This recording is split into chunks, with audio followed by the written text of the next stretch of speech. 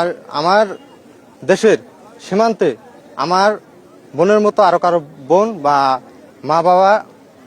মা বাবা কারো সন্তান হারাক, আমি এটা কখনো চাইবো না। আমি সীমান্তে একজন রক্ষিতা বাহিনী হয়ে সর্বদা চেষ্টা করব সীমান্তে যেন কোনো বোন বা মা বাবার সন্তানকে যেন এইভাবে হত্যা না করা হয়। আপনি যে দায়িত্ব নিলেন আজকে নবীন সৈনিক হিসেবে শপথ গ্রহণ করলেন, আপনার অনুভূতিটা কি, এখন কেমন মনে হচ্ছে? আপনার বোনকে মেরে ঝুলিয়ে রাখা হয়েছিল, সাময়িকভাবে একটু বলেন।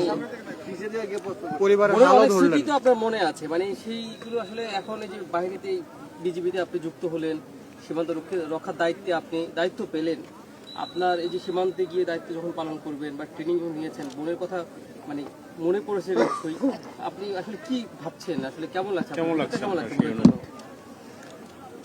আমার বোনকে যখন আমার বোনকে মারার পর তখন আমার স্বপ্ন ছিল, আমার বাবা মারও স্বপ্ন ছিল যে আমাকে এই বিজিবিতে ভর্তি করাবে এবং দেশের জন্য, দেশের সীমান্ত রক্ষার্থে সর্বদাই প্রস্তুত থাকবে। সেই উপলক্ষে আমি নিজেকে সেইভাবে প্রতিষ্ঠিত করেছি। বিগত 4 মাস কঠোর প্রশিক্ষণের পর আজকে আমাদের ফাইনালি কুচকাওয়াজ মাধ্যমে আজকে আমি নবীন সৈনিক, এবং সেই সাথে আমি দেশের